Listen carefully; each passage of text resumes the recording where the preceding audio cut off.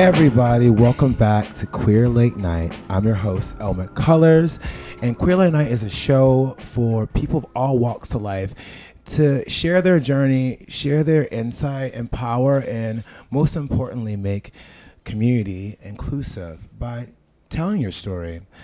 I am so happy to be your host, Elmet Colors. Once again, that's my name, but tonight, I get the pleasure of sharing the room with two special people in my life. I get the pleasure of sharing the stage with my co-host, Eric Lazzarini, a.k.a. Laz. Say hi. Hi, how's it going? I'm very, very humbled to be here. Thank you for having me. Oh my gosh, humble. Wait till we get money. How are you? I'm fine, thank you.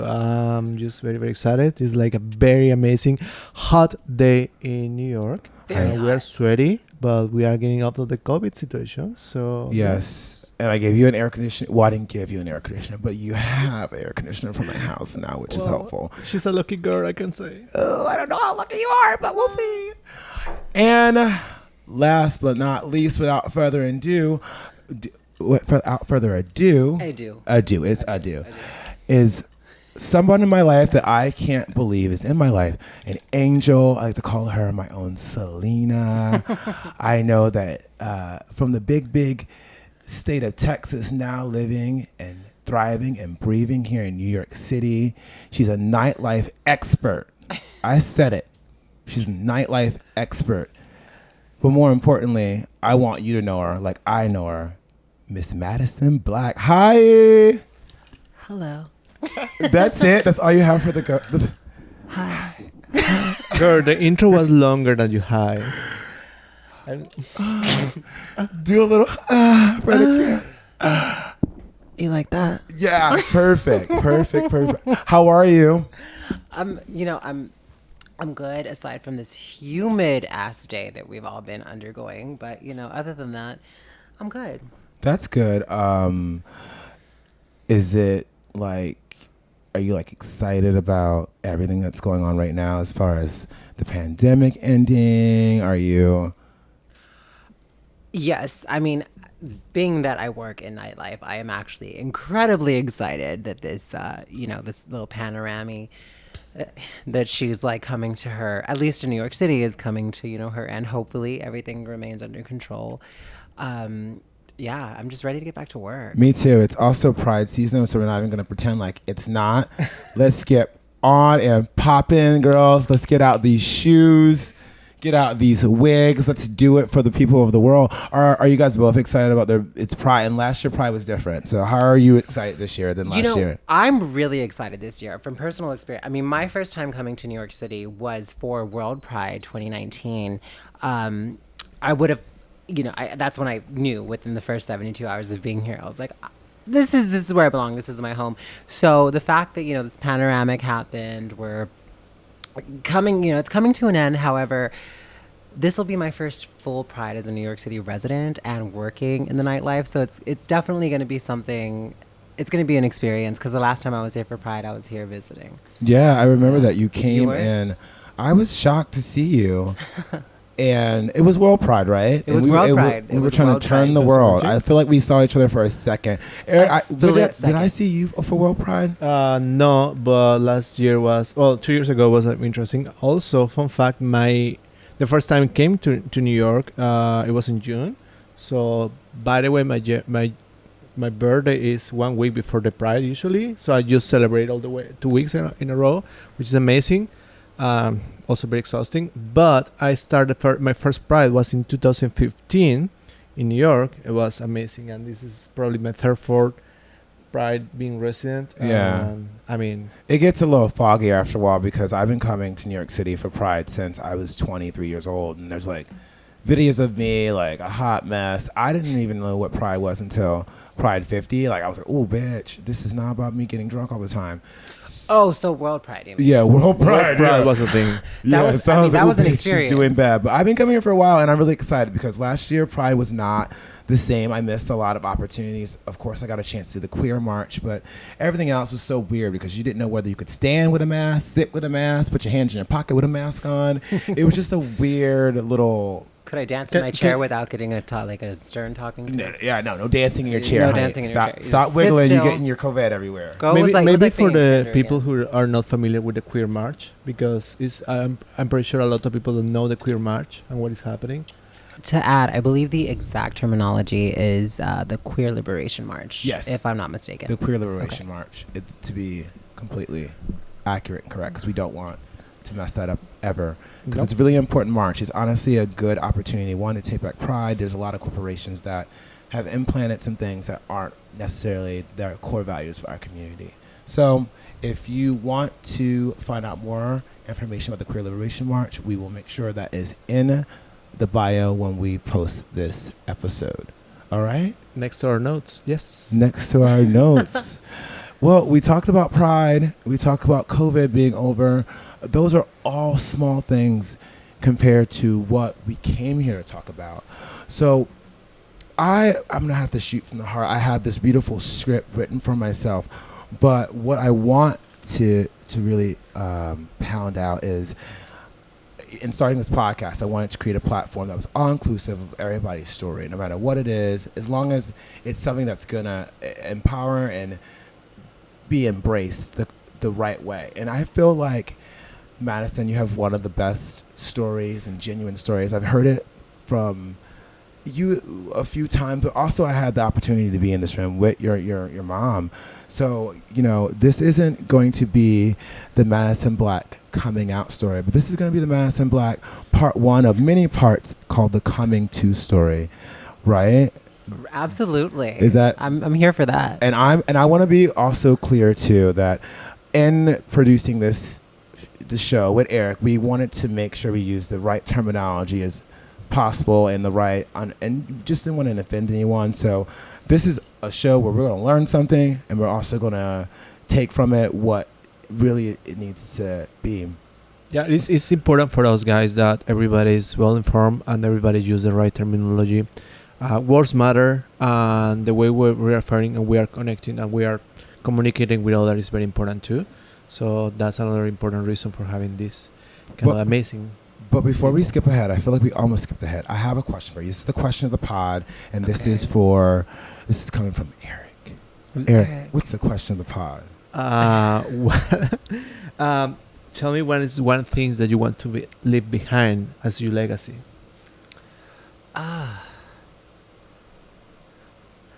One thing I want to leave behind is my legacy.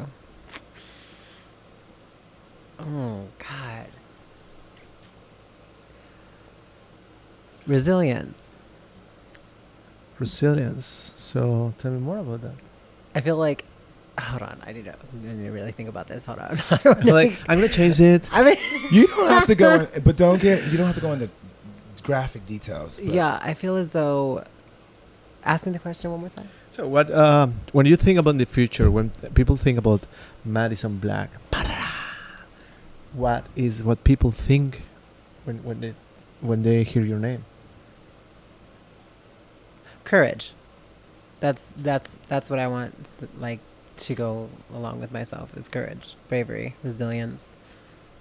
So we go back to resilience. Good.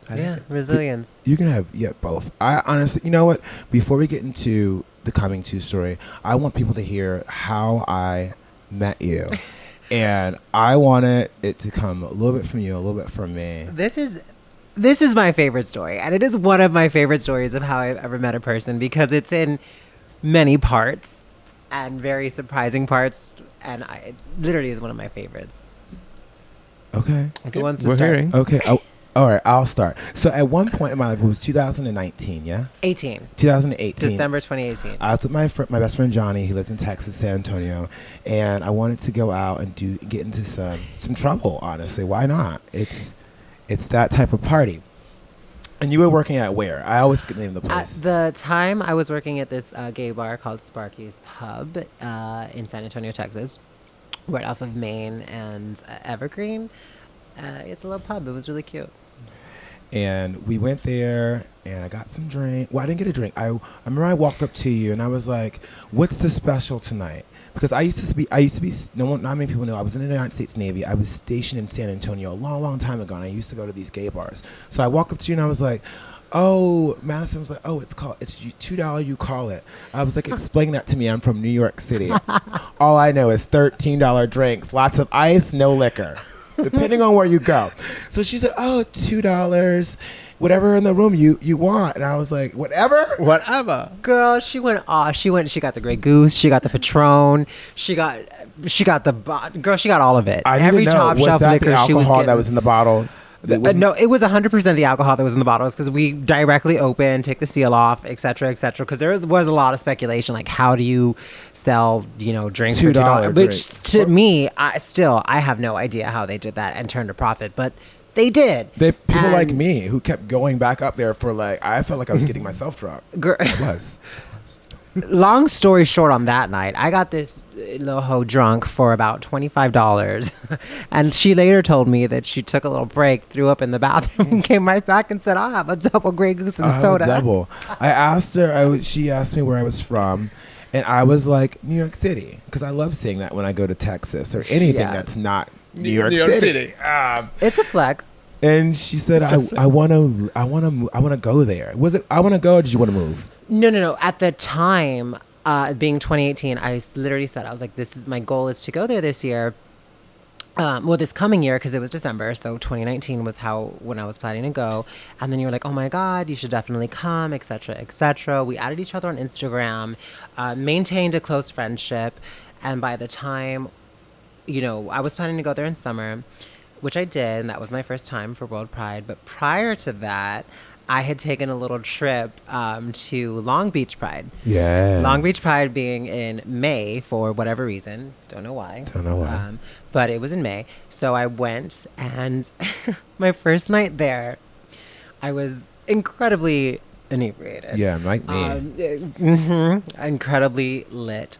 So I'm at a bar. The bars, for some reason, were closing at 1 a.m. They close at 1 in Los Angeles. Weird. It's awful. It is. Why? But I don't know, because people also go after parties and then just go have pizza and stuff. That's very weird. I'm not trying to go have pizza. Girl, I'm trying to get. I see that. Exactly. I promise you. I see the most amazing, beautiful models going to after the Abbey. Is that place, right? After the Abbey. The Abbey. They go there. They just cross the street. Where do you put that shit? You have skinny, flat stomach. Yeah, I don't get it.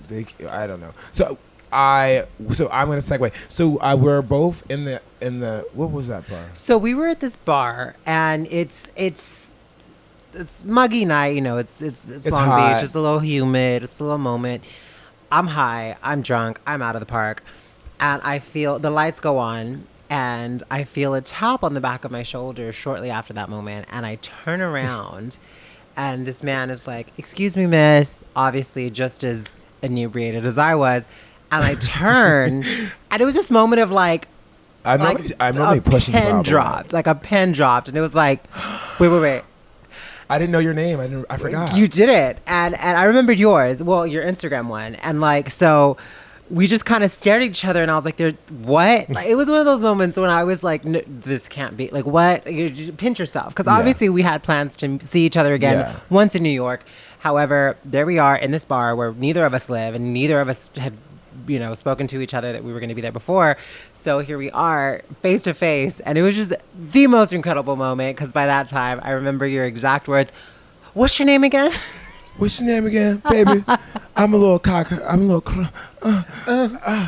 And then we kept meeting for the next year. The next day is when we had gone into the Abbey. Actually, we were at the Abbey. He took one of my favorite photos, which was in I did. You did. It was in my friend Sean, who's passed, rest his soul, but he had this red, beautiful old school interior. All the interior was red. The outside was red. I went to go get my bag because I was going to be leaving. And Les was like, let me take your picture in here. And I was like, okay. Why not? And it's one of my favorite photos. We're going to get to some more parts of that story, because the part of that story also is a big part of your coming too. But I want to start the story from the beginning, because I feel like, because it's Pride, and there's always so many stories you get to hear, but I want to give a platform, and I want you to tell the Madison Black story. So you get to tell this story the way you want. And we have some questions written, but you are feel free to take and go where you want with it. My first question for you, I wrote down, I'm going to read it like it's written. Tell me about young Madison Black, the beginning. God, the beginning. Oh, God. So, as far back as I can remember, I've always known I was a girl. There was never a doubt in my mind. I knew who I was. I didn't know what gender was until, like elementary school, once they're like separating boys from girls. And then once you're trying to play with dolls and everyone's like, no, those are boys, those are girls' toys. And it's like, well, what? And it doesn't really make sense to you. Yeah. But a young Madison was very performative. Yeah. She loved putting towels on her head and pretending it was, long flowing hair like the Little Mermaid. She loved fantasizing that she was Princess Jasmine. She loved all of those things. She was just very kind, very imaginative, a really special little kid. Shy, but special, for sure. And who was your favorite princess? Disney? Was it That's Disney? a really hard... No, that's a tough one. I mean, as a kid, I really identified with The Little Mermaid because there was that scene when she's like a fish and then she becomes a human, and that really resonated with me. Not necessarily knowing where I was going to go in life, but it hit deeper than it would to a normal non-transgender child, So that hit me really deep, and I really resonated. Loved Jasmine. Her attitude, her everything, her independence was everything for me. Plus, she's just so hot. And Pocahontas, definitely. Ooh. Yeah, loved She Pocahontas. like the hair. She has a thing with the hair. It's apparently. the hair. Yeah, It's it's the hair for her. She has the long hair. I wish I was able to have. We didn't have Disney in my house. So I don't even know. But we just had VHS. Okay. Well, then we had a little bit of that. But that's beautiful. Cool. So I want to know something. Tell me, what was coming out for you? What was your experience? Coming out for me was nerve-wracking. Coming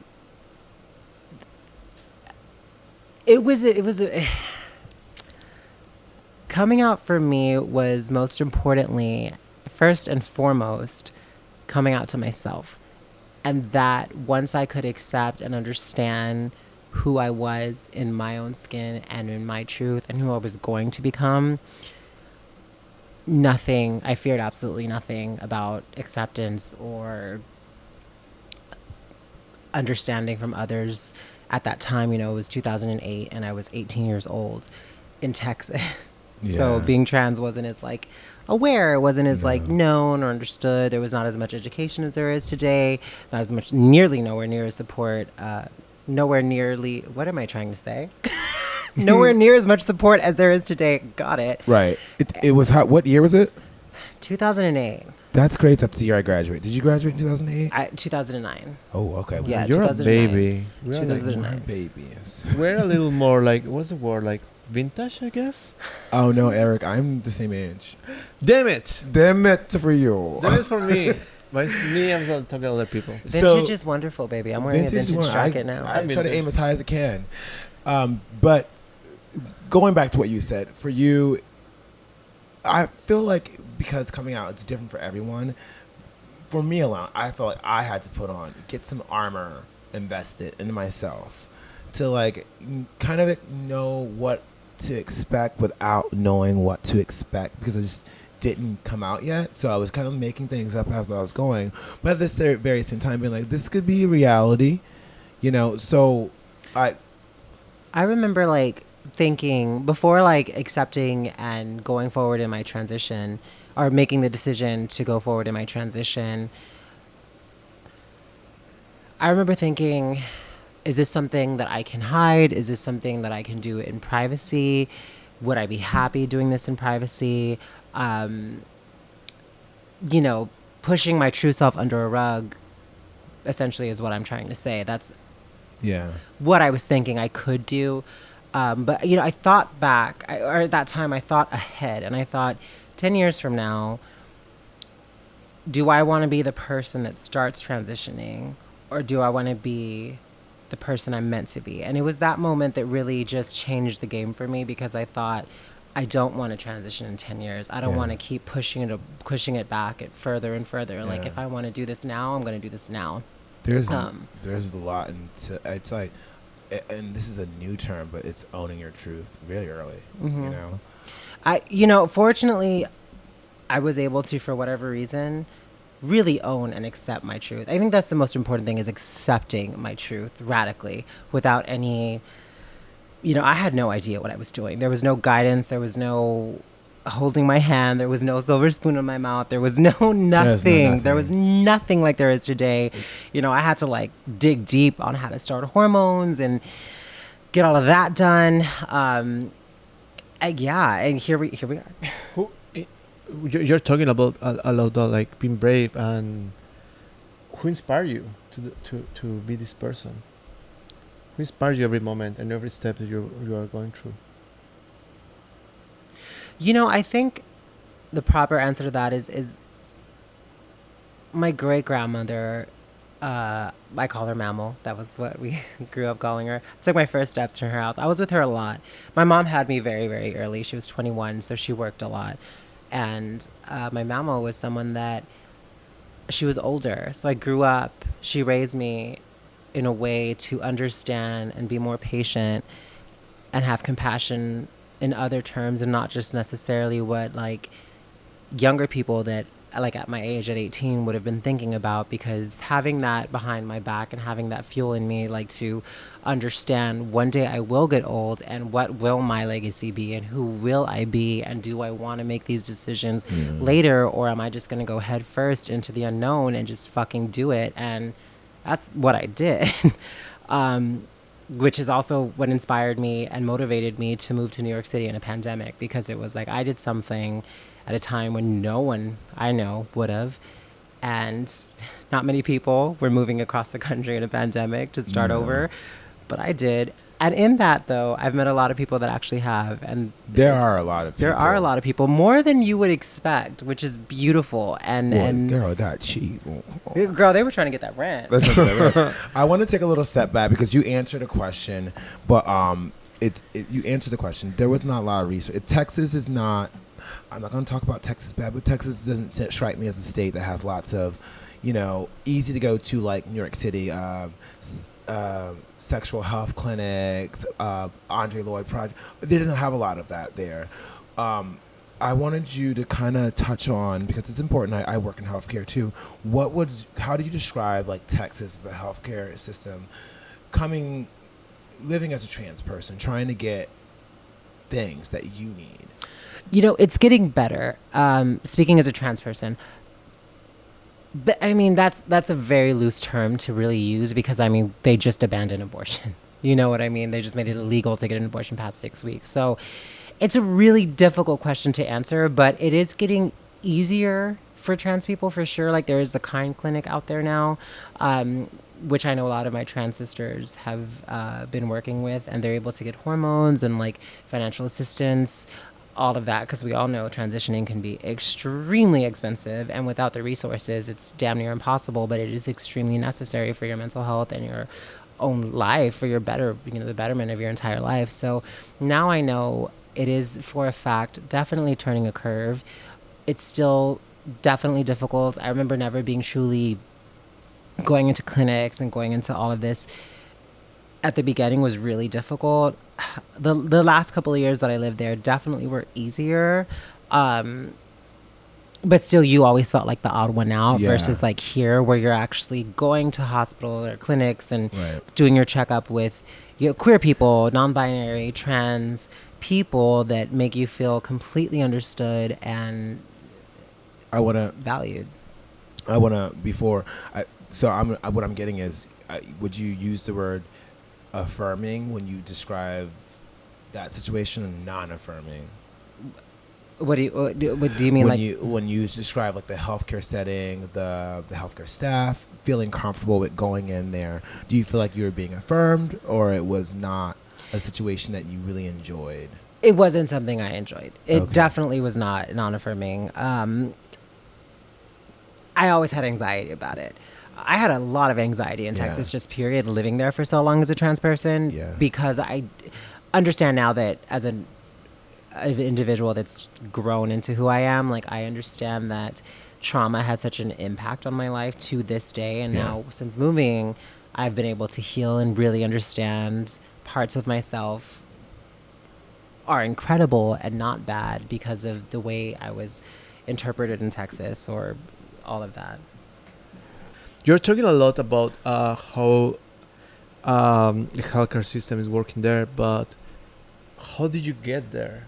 We are talking about this little child who was probably knowing where we want to be, and 18. what was what 18. 18? I mean, child 18. No, 18 is still a it's child. You're right. You're right. And you know what? There isn't a lot of places to go. Yeah, and what were your first steps? How do you approach this? I mean, of course, there is the internet and stuff, but in a place where you feel like you mentioned it was kind of a lot of things trying to manage at the same time. What were your first steps in order to get this information and get access to this? Getting comfortable in my own skin was the first step. And that took a very, very long time, but getting more comfortable in my own skin. Artistry was a form of expression, as far as makeup, to be specific, was a huge impact on my life, was like the ability to express myself through, cosmetics. And that's really where it started for me and how I started to feel more comfortable. Because before transition, I would have been what we now call non-binary. I had long hair. I was always wearing V-necks, all black, boots, very, very androgynous vibe. But then once I started the makeup and really just playing with it and feeling more feminine is when I started to feel more comfortable into like, here we are. We're going on the right path, and we're getting in that direction. It was baby steps. I was not trying to rush this very precious journey into who I am. And what about the information? Where you started getting? What is your first access to this information? The internet was something that I was just like really looking at. At the time, I was on my mom's health insurance, so she works at AT&T, and I was able to. They were really progressive, for sure, as a company. And I was able to so back then, I'm not too sure how it is now, but back then, you had to see a therapist before starting hormone therapy. I do believe it is still the same. And that's how it all started for me. I started seeing a therapist, and then from there, I was able to get on hormones. I started these like little tablets that dissolved underneath my tongue. It was very strange. Wow. Yeah. And that's a very, very interesting point, because when it comes about all the whole process, like therapy is one of the fundamental steps, right, before moving forward. Do you feel that mental health is because here in every state apparently mental health is not considered a big portion of your normal health, even though we know scientifically mental health is a part of any other part of your health. If your mind doesn't work, the rest of your body's not. When you talk about therapy and doing the first steps, is mental health something that's, I probably know the answer to this, but do you feel mental health is something that's prioritized in Texas? Absolutely not. No, not even close. Mental health in Texas is...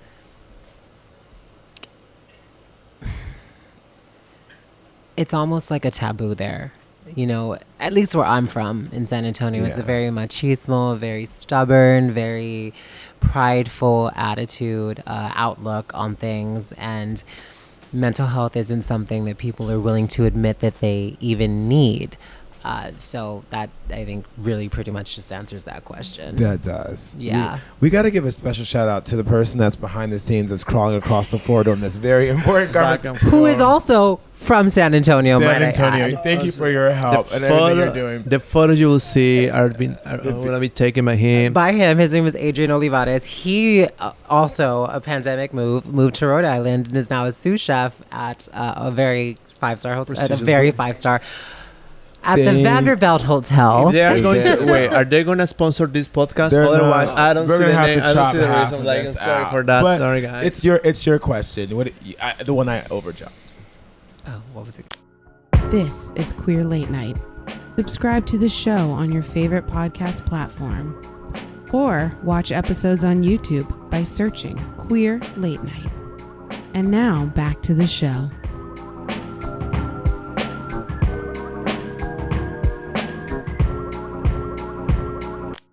Who are your biggest support? Now we can know who are your biggest supporters, not only when transitioning, but in your general life. Community. Community Is my biggest supporters. I didn't have that till I met my first transgendered friend. When I was 28. Really, I didn't have anyone that I could really identify with. So I was in this journey by myself for a very, very long time, and Really? Even when you went out to the bars, you worked at the bars, and my first gay bar I started working at when I was 28. When I met you. Yes, that was the first year I worked there. I started there right the weekend after Pride, so like July. I started there in July of 2018. Wait, and then so when that makes me go back another step. How many years of cosmetology did you do? My first job was working in a makeup, cosmetic store.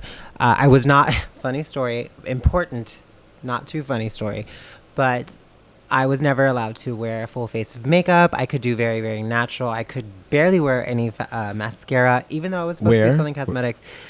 You can't say, probably. I could say, because I could also sue them. It was called Bare Essentials, but that was back in 2000. And they're out of business, don't worry. They're done. But that was so long ago.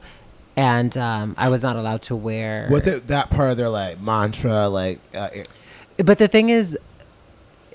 the girls I worked with wore a full face, dramatic eyes, extravagant. I wasn't even allowed to wear blush. Like, it was very, very specific. And they were like, well, if you don't, unless you get the surgery, you can't do full. Wow. It was one of those. That's very transphobic. Very transphobic. Yeah, but that's what, at the time we had to really deal with, because it was that turning point, and there wasn't representation. There wasn't education in mainstream or in fucking, what is the word?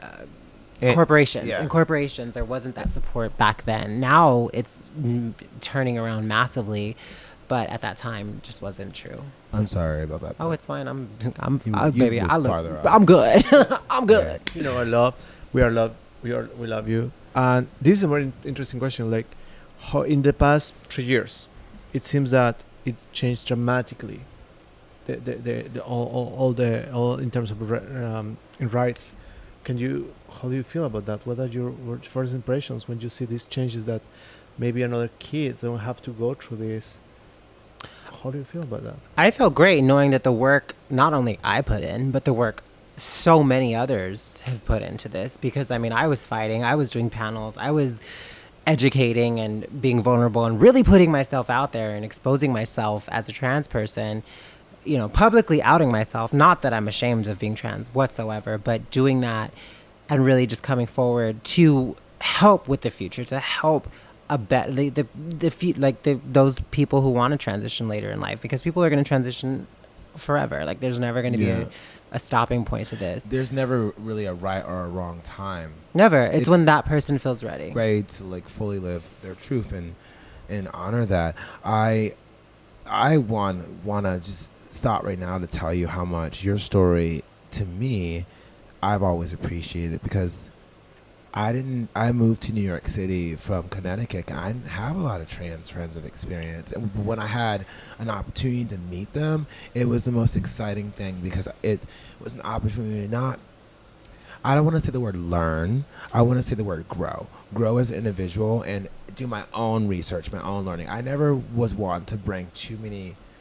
I always knew it was uncouth to ask certain questions, but just hearing stories and having these empowering sessions, all the time, whether we're drinking or we're out having a kiki, you are one of the most inspirational people that I know in my life, because you did move during a pandemic. You were so gung-ho, and it's not just the moving during a pandemic, just everything of that makes up about you. So I'm appreciative as you as a friend. I want to know right now, because things have changed in the last year. It's been 1 year. It'll be a year, and well, depending on when this airs, but it'll be a year, August 19th.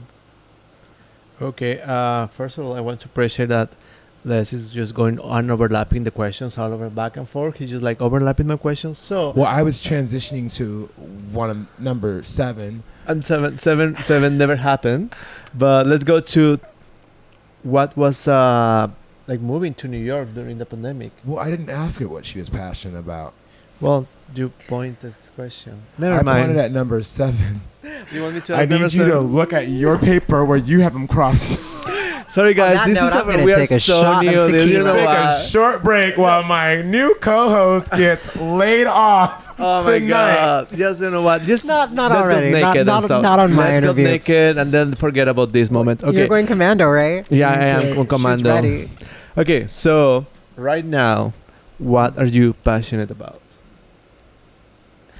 And she was like literally with the little thingy in her about to just have a little sip, whatever. Like, what the fuck?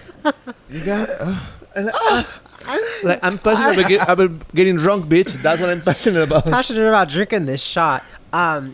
Passionate about doing whatever the fuck I want without explaining myself or having to answer anything. I'm passionate about doing me. Period. that's all we need to hear. Period. That's it. That's a generous, honest question from the queen. Don't ask no more fucking questions. About like actually, passion. I'm done done here? with you, bitches. Actually, that's I'm my done with this. Bye. I'm going to the bar. Well, now that I'm talking, I'm just gonna go to the question Go number off. eight right for now. it. Go off. So sis. going back to the point, like, what was to moving to New York in the middle of the pandemic? Girl, Oh, that that's shit great. was wild. Okay. Backstory. December of 2019, I knew with full, I felt with the full assert, I just knew in my heart that I was moving to New York City. There was nothing that was going to change my mind. I was done. I set a goal for myself to move here by September of 2020. Of course, the pandemic happens, blah, blah, blah. We all know how that went. How was it? I don't know. Pandemic? I know her. Did you I heard about her COVID. check in a history book soon? It'll be there. What? So the pandemic hits. I was very scared to make that move at that time, yet an opportunity presented itself. And I've always been one to just follow my heart and follow the universe, the universal guide. And an opportunity presents itself. I jumped on it because I was like, it felt right. It felt 100% right. And I remember just thinking to myself, am I really going to move in the middle of a pandemic as a bartender, no less, when no one's working, there's no availability for work? But I was like, yes, I am. So Yeah. I did it. Also, don't just say as a bartender. You're not just. I'm not just, but I was, that's my main source of income Yeah. right now is bartending, and it is what I love to do. So moving here at that time as a bartender, or to, continue my career in bartending, it was definitely difficult. But my driving force behind that was, we have all heard the saying, if you can make it here, you can make it anywhere. I upped the ante, and I was like, if I can make it here during a pandemic, You definitely can make it. anywhere. So Wait. First, what was the hardest part of the move? Because you did yours do a flight, but some people don't have that money. So a move. What was the hardest part? the hardest part. Okay, it was having to leave my pets behind. One stayed with my mom, one stayed with my dad. That was the hardest part for me. It was those were my babies. I had 2 cats, and they're still alive and they're still healthy and they're still happy, which is important. And that was the hardest part for me because I was so connected and just that was my little family. So coming to terms with they would be happier here in San Antonio, that was the hardest part for me. Was because I don't get attached to people or things. Yeah. I mean, I do love people, but I understand I just don't like to possess people, and I don't like to possess like animals even. Yeah. But having to like part ways was the most difficult thing I've ever had to do in my life. Like harder than transitioning. Could you get them back if you go back to Texas? Yeah, I could, but they're also happy, and it's like, It's not worth it. It is, and once I get more like established in my like actual, the world is barely starting to come back to what it used to be, or what it's going to be, and once I get that like rhythm down, then there will be more of that thought of like, am I ready to bring them here, or like what's my next step? Yeah, I mean, I have a dog in the city, and Yeah. whenever I take her to Connecticut and I see her like out in the grass, I'm like, wow, a dog doesn't belong in New York City, does it? I But think so. I mean, they do. It's hard when she's big. It's always, again, with the animal and how much I work. I work 40 hours a week, and some people work a little more than that. But to me, like, an animal always belongs to be properly home and in a good home that they're loved. They all have the same lives, but I feel like having an animal in New York City. But I mean, you love her a lot. So Oh, I love her. Yeah, I love her.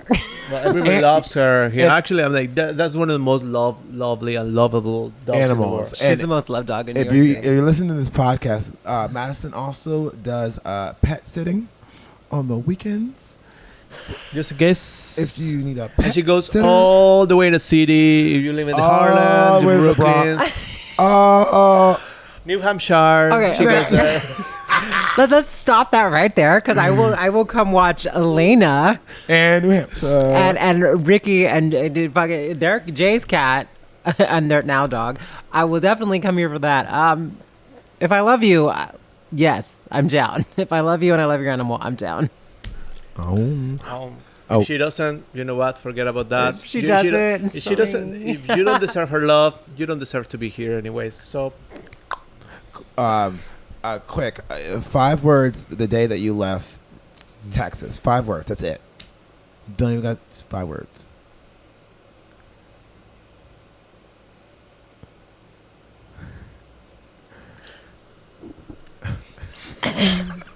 Are we? that's one. Thanks for everything. Bye, bitch. Oh, wow. Wow. Okay. My turn. Was that 5 words? Like, we don't care. Nobody I hope can. it was 5 words. Thanks for everything. Bye, bitch. Yeah. It is. Yay. I did that. We're going to insert a Okay, laugh so clap. my question is 5 words to describe dating in New York City. Oh. Yee.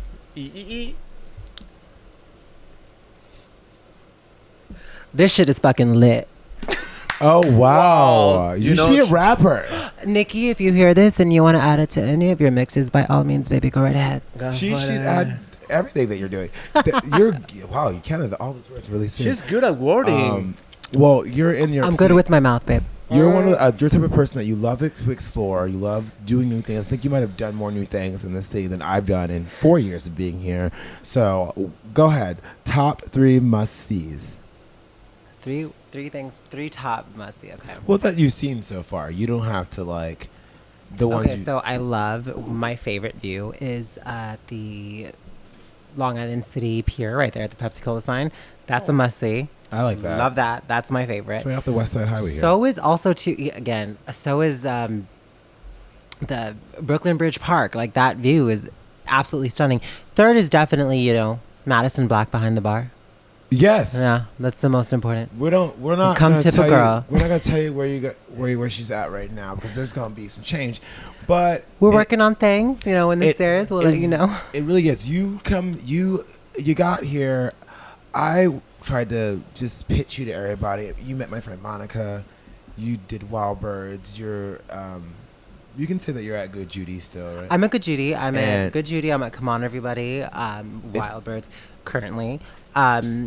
It's great. I love the people I've met. I love the experience I've gained, the memories that I will forever have. And, I'm ready to make new ones and venture out and just do, again, speaking to my truth, whatever the fuck I want. So Snap. I want to ask, just so people know, because people love the move here, what it has been like your experience in actually being in a queer establishment, working for a queer bar and having very open, honest, people just coming in and that you love. I feel like you love your clientele and that you love. Oh, I love everyone that I mean, working in a queer bar that's queer owned, queer operated, queer people there all the time. It's everything. I mean, you know, back in Texas, I was working at a bar that was a gay bar, but run by straight people, and most the people that worked there were straight people, and everything was always jokingly stated. Like there was always jokes, homophobic jokes or transphobic jokes, and it's like I should not be having to educate you on how to the proper terminology of everything when you're working in a gay bar taking from our community. You need to be understanding of that. So the fact that I can be here in queer spaces, queer owned, queer operated, and most importantly, show trans representation behind a bar is, I think, the most important for me is just being that voice, being that presence for people to see, for people to walk in and just see someone like them or someone they look up to or whatever the case may be is important. You know, we don't see, as trans women, we don't see ourselves in a lot of spaces. So when we do, it's precious, it's important, and it's a game changer. And that, what's the importance of now that you're mentioning that? What is the importance of having trans representation now in society? What is that for you? What does that mean? It means that, you know, to answer that properly, I have to go back in time. For the longest time, trans women were only told or really allowed to have one of two opportunities for jobs. It was being a showgirl or working in sex work. And neither of those, nothing is wrong with either of them. I encourage both of them. However, that was it. Those were our options. We weren't allowed to do other things. So seeing trans representation in spaces, you know, whatever field it may be, whether work, TV, doesn't matter, is so important because it sends that message that we are here, we are important, we matter, and we aren't going anywhere ever. That to me alone is, you know, shout out to Ryan Murphy for creating Pose. Also for all the many other, like, you know, series that he has. It's one thing when you create, you cast the gay person, you cast a person of trans experience, you cast anyone from the LGBTQ community. It's another thing when you cast just right and the right light, and that you're able to tell a story. And so many beautiful actresses and actors came out of that. And for me, I learned just alone from that. And, you know, to tailgate on what you're saying, not just Ryan Murphy, but important people such as Janet Mock, who wrote Redefining Realness and followed that with Surpassing Certainty. She is a producer of that show, and from that show, you know, it has been a major staple in trans representation in film and media. We have Laverne Cox, who did Orange is the New Black. That was actually the first show that I saw. Even though she was in jail, it was more of a positive outlook of a trans experience. Even though, like I said, she was in jail, but you know, it was still more positive than what we'd seen before. And now we even had Veneno recently on HBO Max, which to me personally was the most important documentation of trans representation I've ever seen. I've never felt more connected or understood, represented, and seen ever in my life. That was it, honey. That was the moment. Can you name drop that one more time? Huh? Name drop it one more time. Veneno. Okay. Yeah, it's on HBO Max. I'm sorry to cut away. That show, it started like just a little cultural brief. It's the producers are Spanish. They call Los Javis. So they started a show in Netflix. It's called Paquita Salas, and they made a special about Paquita Salas is supposed to be a PR it's an agent for an actress and stuff, and she gets like this actress. She happens to be transgender in real life. So one of the things that they've been focusing a lot is having a real representation of the trans community as an actress and actors, because as you know, there's a lack of that representation there. and because the show went that well, that episode went that well, they got like a green light in order to get the veneno, and now they're like getting more and more opportunities in order to have stop. Yeah. So I mean it's amazing to see that. No, I mean, I want to see more of that. It's not just myself, but the community needs to see more of that. Our stories are powerful. I'm tired of being so humble and acting like trans people are not the moment. We are. Yeah. Also, just to piggyback off of that, also, it took me maybe 15 minutes tonight while I was preparing for this interview, to go on GLAAD, to go on different websites, to know how to appropriately ask questions that I'm not sure. So educate yourselves. Don't expect a black person to educate you on black lives. Don't expect a trans person to educate you on trans lives. You went to school, you read books, you have an education, you can read, you obviously got ahead in your life. So educate yourself on how to not be offensive or transphobic or racist. It's not hard to quickly educate. You don't got to read 1,000 books, but just off of a maybe 15-minute read tonight, I was like, well, these are the questions I'm not going to ask. And thankfully Eric came in, and even though I thought I had rewritten them a better way, there was always a better way, because I never want to make someone feel uncomfortable or that they're in an examination. You know what I mean? So just everyone do that that's listening to this. I want to ask you this. You are thriving in New York City. It's almost been a year. What day is your year? August 29th. I'm sorry, August 19th. August 19th. So in 5 August 19th from now, in 5 years, where do you see yourself professionally and as an activist? What would you like? Without revealing too much. Yes. Because I love a surprise. Yeah. I see myself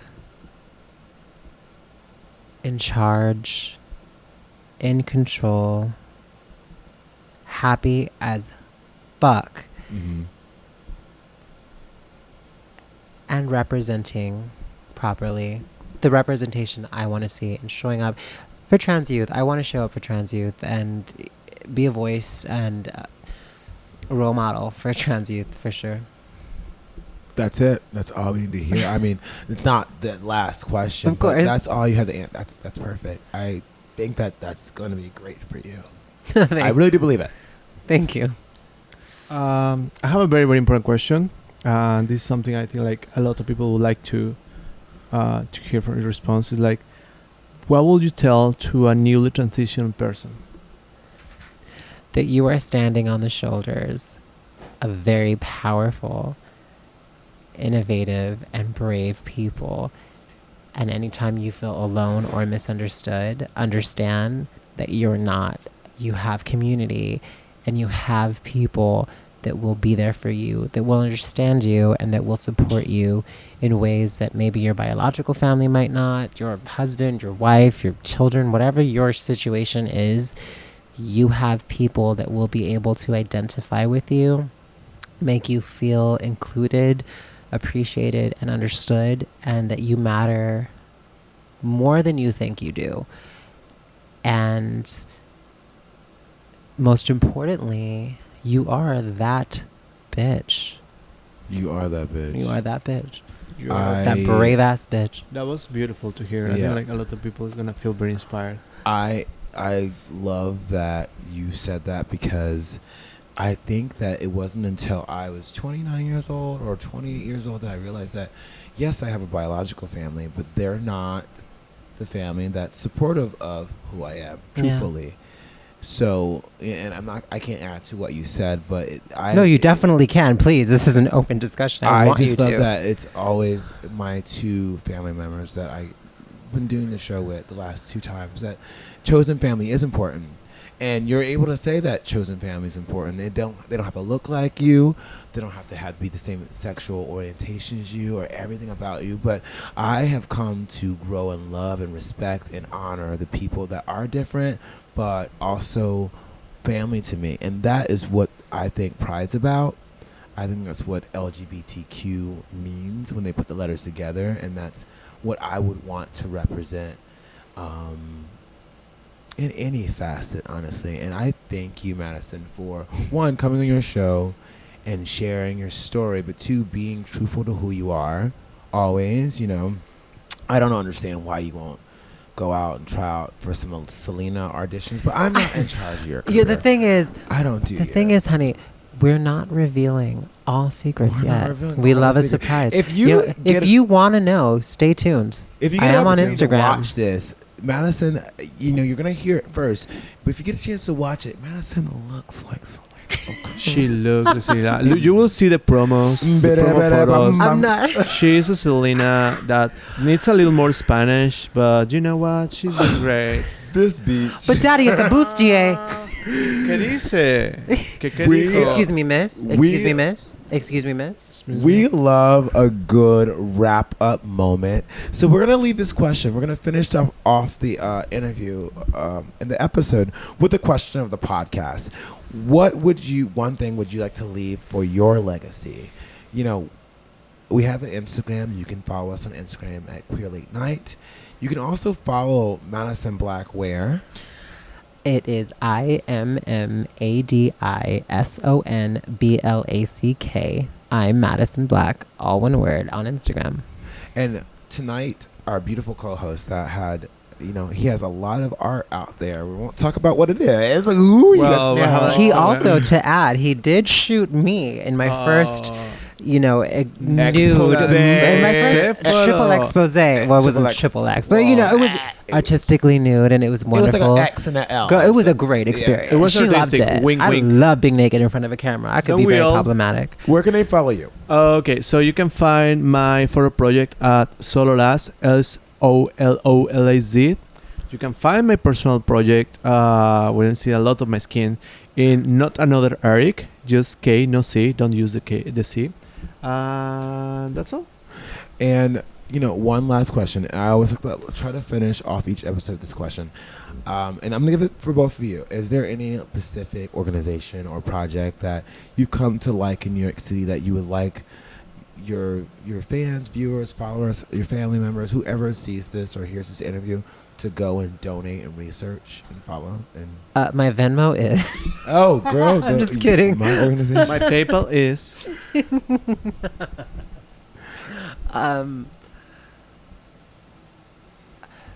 I've come to really appreciate the Ali Forney Center.